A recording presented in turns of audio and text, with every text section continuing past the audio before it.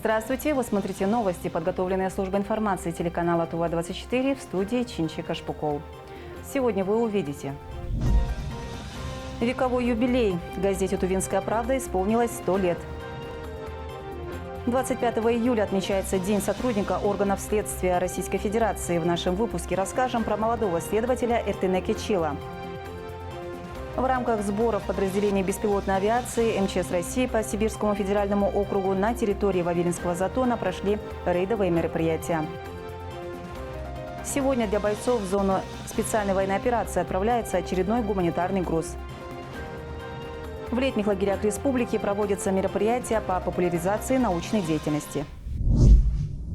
А теперь об этом и не только, более подробно. В этом году, 24 июля, газета «Тувинская правда» отметила вековой юбилей, что является важной вехой не только для самого издания, но и для всей республики.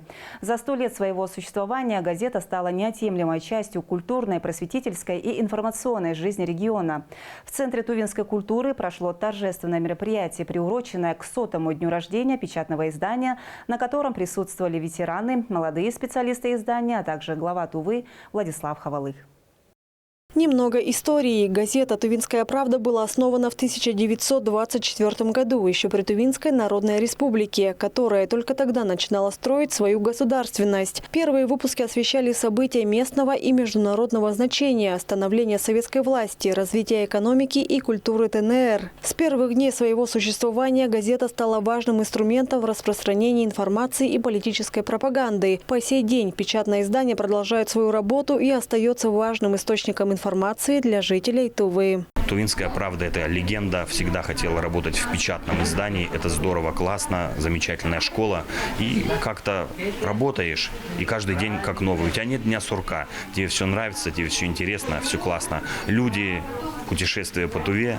Ну и, конечно же, такой здоровый адреналин. «Тувинская правда» – это своя вселенная, это легенда. Это 100 лет с читателями.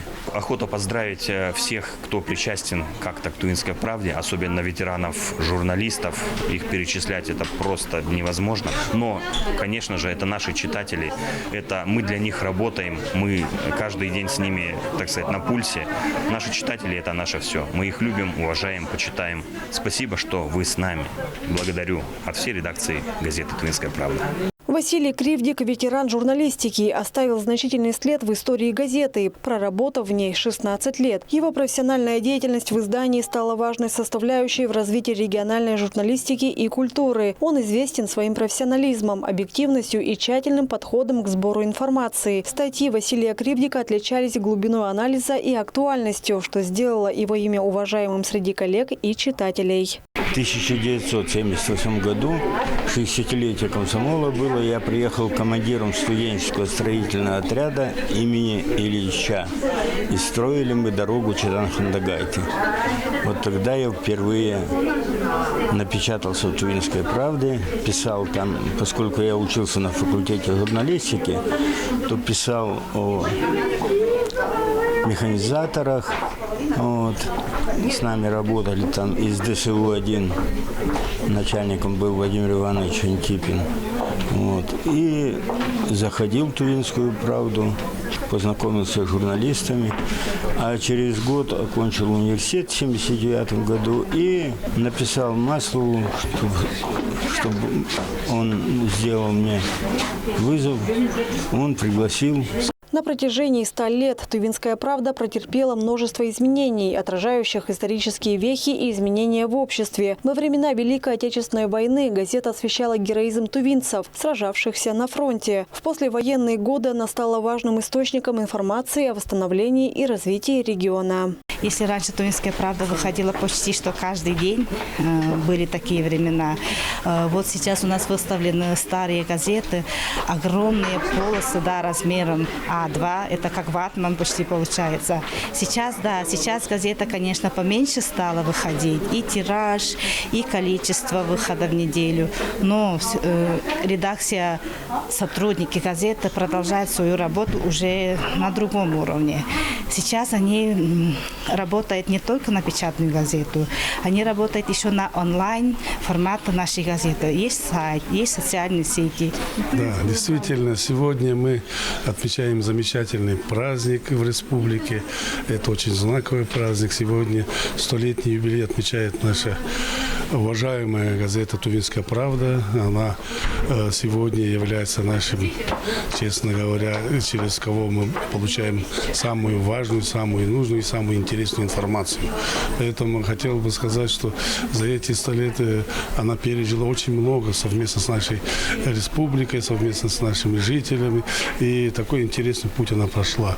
И мы сегодня очень рады поздравить от имени Верховного Урала, парламента Республики Тыва, наш уважаемый, нашу любимую газету «Тувинскую правду» с 100-летним юбилеем, коллективу здоровья, благополучия и дальнейших успехов.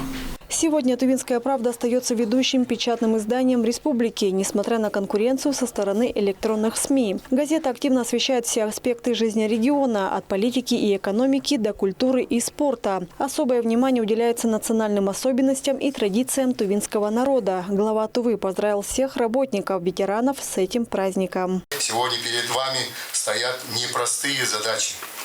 Нужно расширять свою аудиторию, использовать современные формы доставки информации до своего читателя, призвать в профессию молодых креативных людей. Уверен, что коллектив газеты способен развивать Тувинскую правду. Уверен вести ее вперед в бурном информационном море. Сердечно поздравляю коллектив редакции со 100-летием газеты. Желаю вам творческих успехов, профессионального мастерства и благодарного читателя. Газета также активно участвует в общественной жизни, организовывая различные мероприятия, конкурсы и акции. Она продолжает играть важную роль в воспитании молодежи, продвижении культурных ценностей и формировании гражданской позиции. В связи с чем глава региона Владислав Хавалык вручил отличившимся журналистам государственные награды.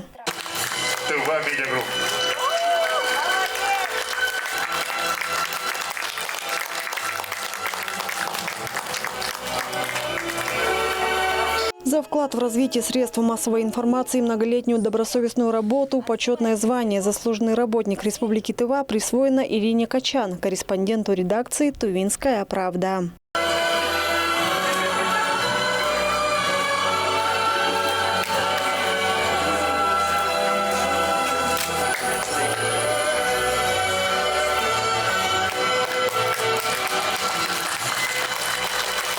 Также за вклад в развитие средств массовой информации и за высокий профессионализм награждена медалью Республики Тыва. За доблестный труд старший корреспондент Марина Кенин-Лапсан. Издательский дом Тыва Медиагрупп.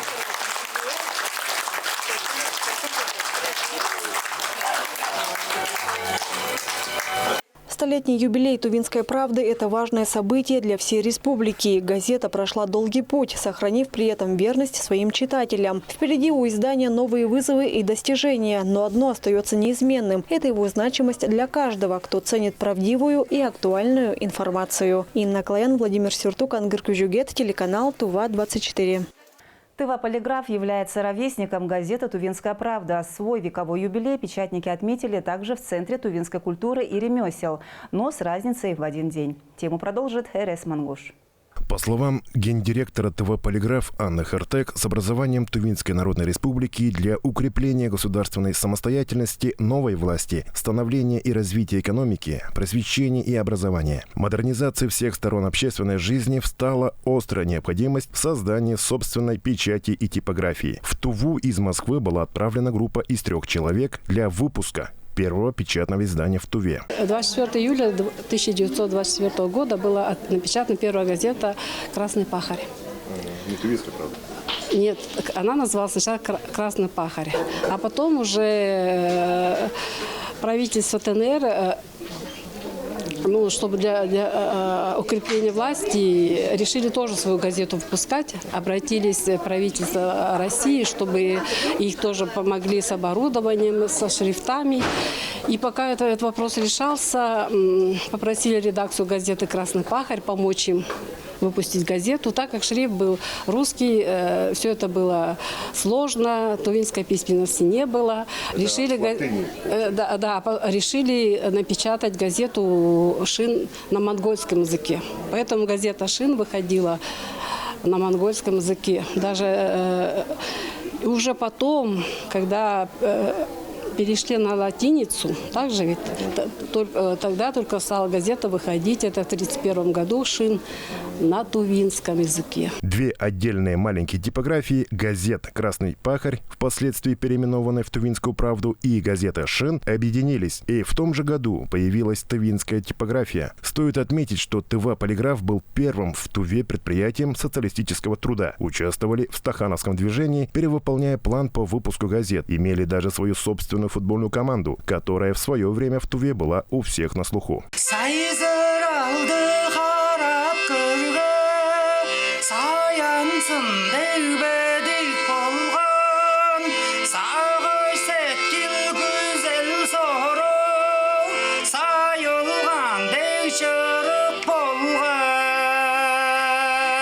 Отдельно стоит рассказать и о 90-х годах, когда в целом в стране менялось буквально все. Когда старые предприятия закрывались, открывались новые частные компании. Но вопреки регрессивным переменам ТВ «Полиграф» не закрылся, а продолжал свою работу, обеспечивая своих читателей новостями с тем же темпом. Я считаю, что это почти единственное предприятие, которое пережили вот эти 90-е годы и до сих пор выстояли. И, наверное, в республике уже нету предприятий с таким стажем 100 лет. Это мы выстояли. Славный трудовой путь предприятия был отмечен большими успехами и крупными трудовыми достижениями. С началом его деятельности во многом связывают историю появления рабочего класса и промышленности в Туве. 80-го года закончили Новосибирское училище. После этого мы уже приехали около где-то 30 ребята, парни и девчонки приехали на типографии. Это коммунистические труда. У нас в типографии очень много людей работали 3 смены. Раньше, когда не было у каждого смартфона с легким выходом во всемирную сеть, типография бывало выпускала в тираж по 50-70 тысяч книг. Сейчас к ней обращаются частные авторы, которые желают выпустить небольшую партию своего творения от 1 до 50 книг. Тем не менее, печатники твердо уверены в том, что книга никогда не потеряет своего веса и значимости. Всегда найдутся люди, которые предпочтут читать книгу, держа ее в руках, а не через бездушный дисплей телефона.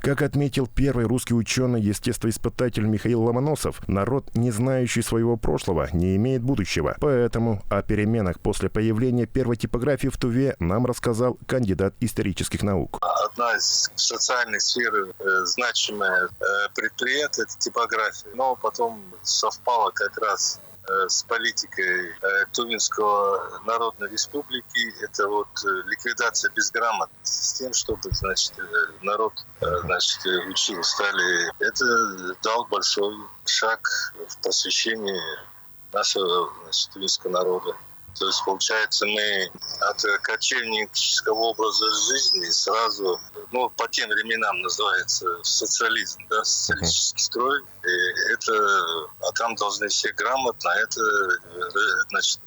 появление типографии играет очень большую роль. На празднование векового юбилея министр земельных и имущественных отношений Тувы Аян Допуйол вручил отличившимся работникам и ветеранам типографии почетные грамоты и благодарности от главы Тувы.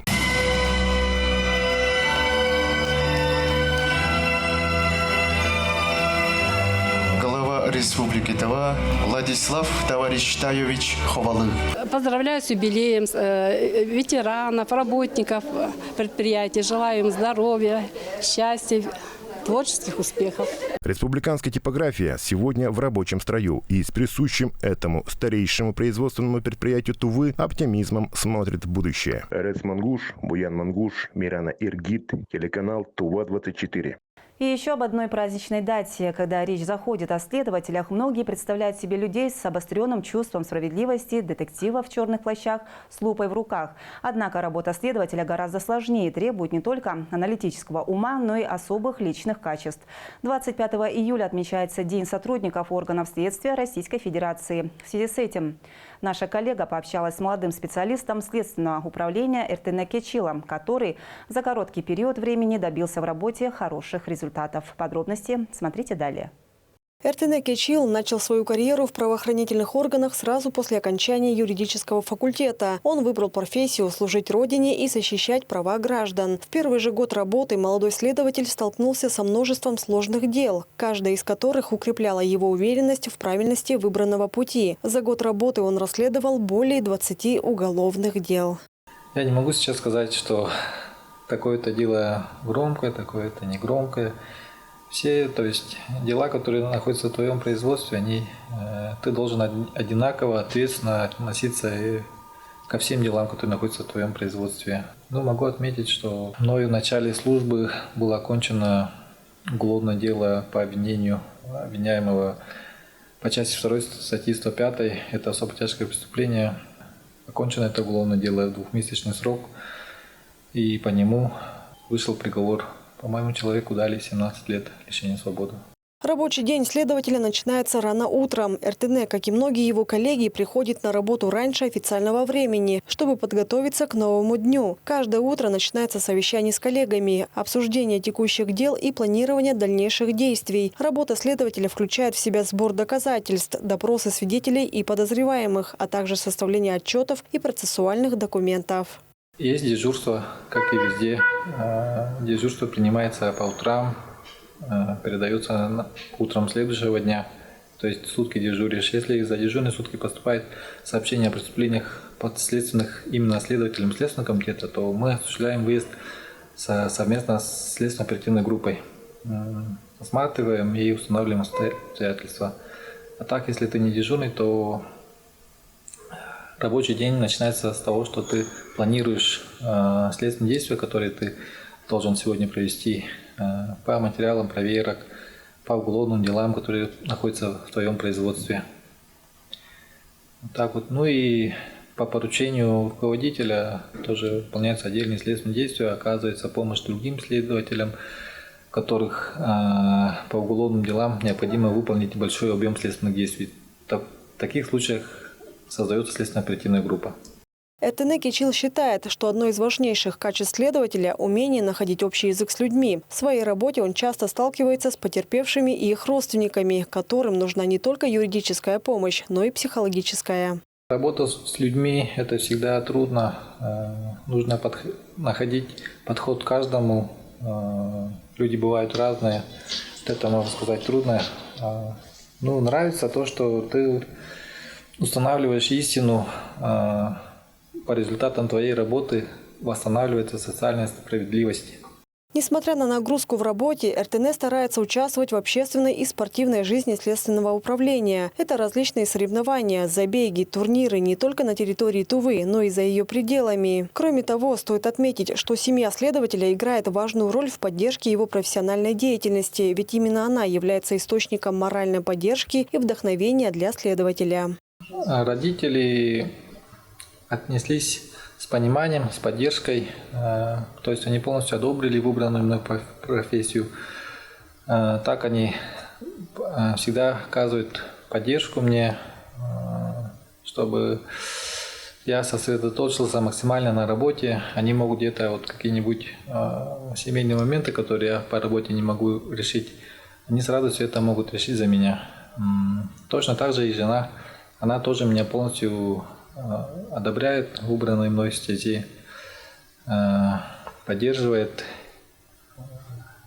Надежный семейный тыл – это главное в нашей работе, потому что если все в семье нормально, то ты можешь полностью посвятить себя работе. Работа следователя – это постоянное движение. Самое главное – стремление к справедливости и защите прав граждан. Эртене Николаевич Кечил – яркий пример профессионала, который с честью выполняет свой долг. Его опыт и преданность делу вдохновляют и молодых сотрудников ведомства. Инна Клаян, Владимир Сюртук, Буян Мангуш, Азамат Ачур, телеканал ТУВА-24. С 23 по 26 июля в Кызыле проходят сборы подразделения беспилотной авиации МЧС России по Сибирскому федеральному округу, в рамках которых сегодня проведены облеты дронами по выявлению фактов нарушения особого противопожарного режима. Подробности в следующем сюжете. Начало полетов 10 часов, окончание полетов 12 часов. Должностным лицам доложите готовности к выполнению полетов. Короткий инструктаж и постановка задач перед полетом на территории жилого сектора Вавилинского затона. Цель – выявление нарушителей противопожарного режима. Напомним, особый противопожарный режим в республике продлен до 29 июля. Это значит, что ограничивается въезд в лесные массивы всей республики. Кроме этого, на территории населенных пунктов запрещается сжигание сухой травы и мусора. К сожалению, некоторые кызылчане не соблюдают правила пожарной безопасности. И с целью выявления таких нарушителей на помощь приходят беспилотные летательные аппараты. Работайте. И она выполняет ряд важнейших функций и задач, в том числе проведение поисковых работ, оказания помощи при ликвидации чрезвычайной ситуации. Она является глазами и даже ушами нашей МЧС России и очень широко применяется. В год в Республике Тыва практически до 500 полетов. Напомним, сегодняшние сборы включают не только работу с дронами региональных спасателей, но и подразделения беспилотной авиации МЧС России по всей Сибири. Приехали для участия в ежегодных летно-методических сборов с руководящим составом беспилотной авиации для того, чтобы обменяться опытом, какие-то нововведения изучить и практические мероприятия с сдачей нормативов. На Вавилинском затоне операторы дронов высматривают дым или людей, кто только собирается сжигать траву или мусор. По мнению пожарных, такие методы наблюдения очень эффективны, так как помогают своевременно обнаружить очаги огня. У нас с пожароопасным периодом в этом году более-менее нормально. Рейды также организованы совместно, ежегодно, систематически. Также садовые участки, места массового выхода людей в особо противопожарный режим у нас мониторятся как наземными группами, так и с воздуха. Основной задачей проведения этих сборов является отработка практических навыков подразделений беспилотной авиации. В том числе пожарные из других регионов смогли ознакомиться с особенностями работы в нашей республике. Мергена Юн, Чайхан Донгак, Самба Салчак, телеканал ТУВА-24. Благотворительный сбор для военнослужащих 55-й горной бригады не приостанавливается ни на один день. В каждом районе Тувы функционирует волонтерская база для сбора необходимых вещей для бойцов. Сегодня в зону специальной военной операции отправляется гуманитарный груз. Более подробно об этом расскажет наш корреспондент Айсу Мангуш.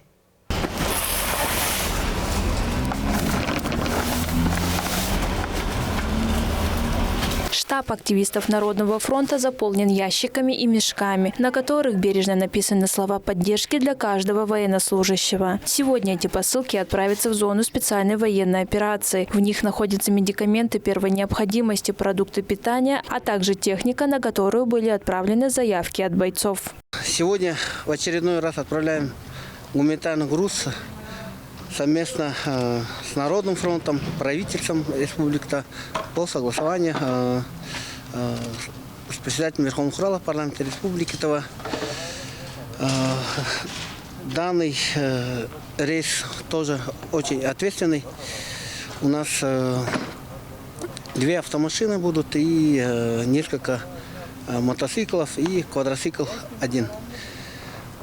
Также достаточное количество маскировочных сетей, которые плели, шили наши женщины Республики Тыва, наши матери, бабушки.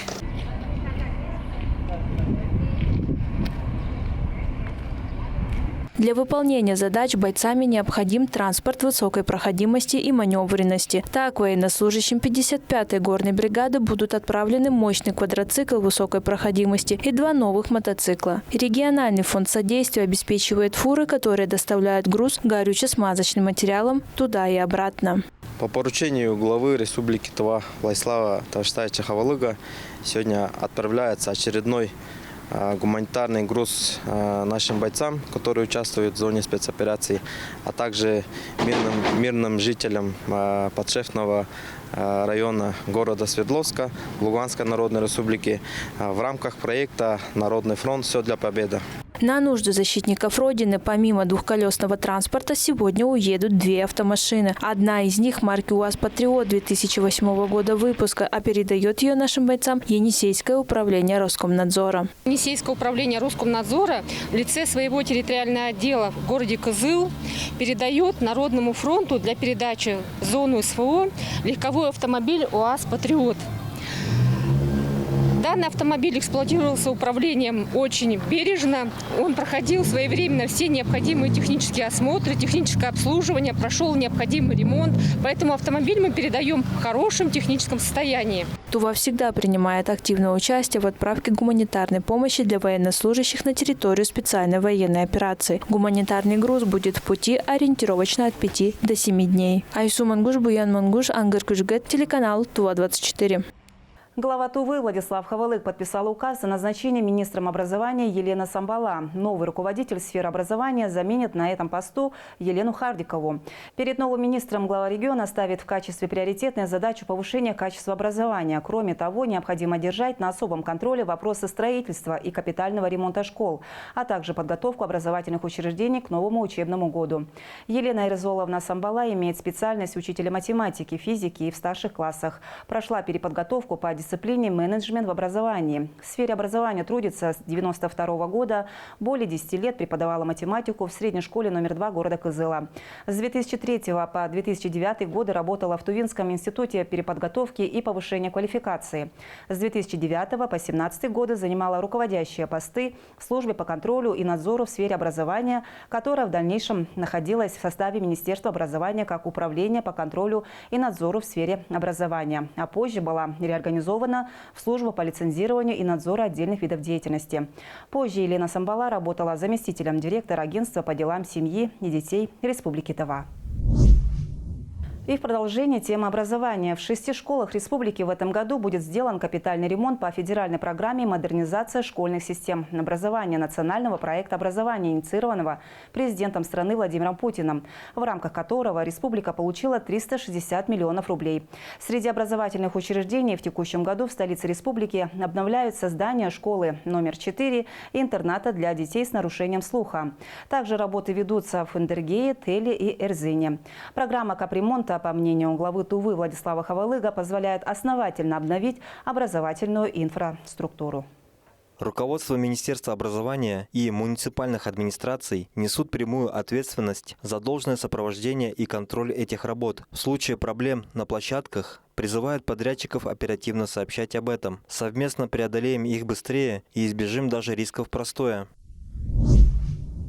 С 2022 года региональное министерство образования и филиал Российского общества знания ведут ознакомительную деятельность в области науки среди учащихся школ. В программу входят мероприятия в летнее время. Научная делегация посетила лагеря в Тандынском районе. Более подробно далее. Мероприятие проводится в рамках реализации десятилетия науки и технологий, которое было объявлено в 2022 году президентом России и направлено на популяризацию, привитие интереса к научно-исследовательской, проектной деятельности и развитию учащихся творческих и познавательных интересов. Министерством образования Республики Тува совместно с филиалом Российского общества знания и с научными сотрудниками наших институтов проводим интересные мероприятия для наших детей, которые отдыхают в детских оздоровительных лагерях. Играет очень важную роль при знакомстве с людьми. Это первое впечатление у человека. Научные сотрудники сперва посетили летний оздоровительный детский лагерь «Байлак», в котором для отдыхающих провели интересные викторины и конкурсы на знание тувинского языка и родного края.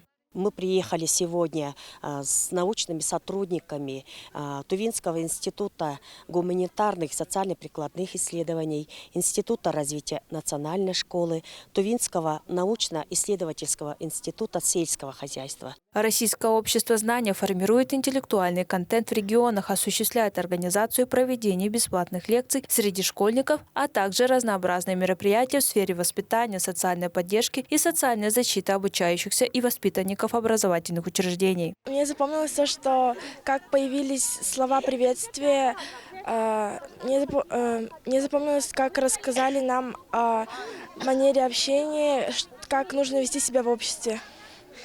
То, что нельзя материться, нужно быть вежливыми, нельзя вести себя слишком громко. Особое внимание уделяется привитию любви к родному языку, традициям и истории Тувы. Многие дети мало знакомы с традиционными устоями своего народа. Такие конкурсы помогают в легкой игровой форме донести информацию до детей. Развлекаем также утвержденная программа воспитания у нас.